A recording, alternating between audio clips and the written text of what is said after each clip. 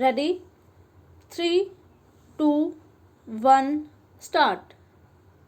The Textile Enquiry Committee says that we are getting much less cloth than we had even under a foreign government in the year 1938-39. Only one conclusion can be drawn from this statement of the Textile Enquiry Committee in its report. I have great respect for his intelligence and I know that the meaning of the report will not have been lost on him. What I was saying was that Indo-Pakistan trade is very important in the entire scheme of our import export trade that does not feature much. The market that we lose there is being taken by the foreigners, especially the USA and UK, and the market Pakistan loses in our country is being taken up to a great extent by these two countries. And if you see the line of trade, the fall in the Indo Pakistan trade has given rise to our trade with one or other of the foreign countries with regard to certain commodities. Our import and export policy does not take initiative to see as to how the trade could be developed with Pakistan. I am aware of the political difficulties that are in the way of the ministry. At the same time, it is the duty of the ministry to take initiative and bring home the fact that unless and until we put our trade between these two countries, where normal and natural economic ties have been disrupted on a proper footing, there will always be disadvantages on our side, and certain other interlopers will come in and take advantage of that situation in order to ruin our economy, and that precisely is what is happening today. If you carefully look into the developments in that connection, there is yet another problem of our relations with UK that calls for a separate treatment. In the old days, the Honorable Minister and their leaders and their camp followers were all complaining against the preferential treatment that was then called imperial preference. The various agreements that were arrived at unilaterally for fleecing India's economy. Times have changed and no longer are we supposed to be in the British Empire. We are a Commonwealth country and a republic.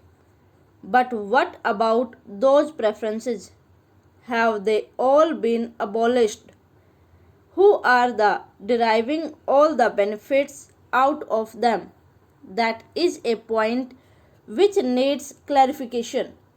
Whenever we raise that point, we are told that we are deriving more benefits because of these preferences than the United Kingdom, but whenever we read their papers, their London Times, economic section, and all other papers emanating from the City of London, we find that they tell their own people that they are happy and that they are having this kind of relationship with us and they are gaining by such preferences.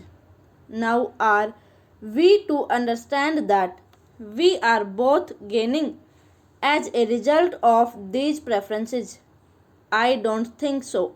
The position is not at all so.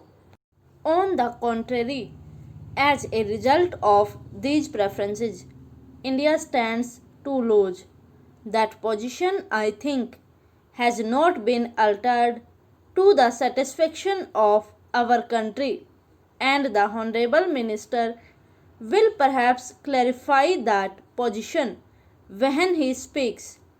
If these preferences work to the detriment of our economy, the time has come when we must give them up.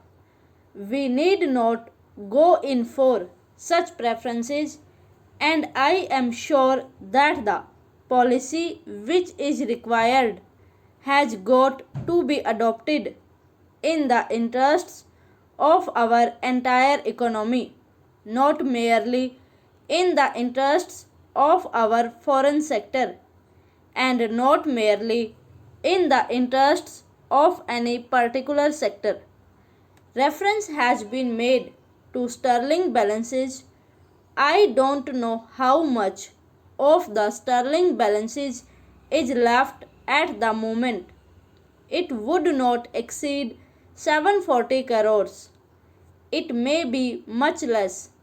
A large part of our sterling balances had been expended with a view to meeting the deficits in the balance of payments. It was thought at the end of the war that these balances, which had accumulated there, would be utilized for financing certain developments in our country, for developing the economy in our country, in particular for importing machinery that we direly required. After the termination of the war, the reverse process took place. I would only mention what Sir Winston Churchill, the Prime Minister at that moment, has written in his war memoirs. He is very bitter about India's claim on sterling balances. He says that he does not like at all that India should make demands on the sterling balances. He thought that he had saved India, and therefore India had no right to claim the sterling balances. This is how he has written, although he does not use the same blunt words, but he makes it very clear. Here is the British Prime Minister who would not like a penny out of the sterling balances to be paid to India, but circumstances have compelled him to do so many things. Similarly, he has been forced to accept a position where sterling balances had to be paid under certain agreements in installments, and we all know that. But you see that large chunks of the sterling balances had been spent for meeting the deficit in the balance of trade.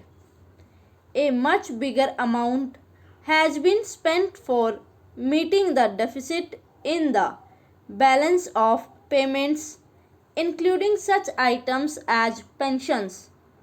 You know, we have a tapering annuity out of which pensions are paid, and that money is paid from the sterling balances. Therefore, it is a scandalous thing that these balances had been spent not for the development of the economy of our country, but for meeting certain liabilities which we might have just as well avoided, and liabilities which we should not even recognize.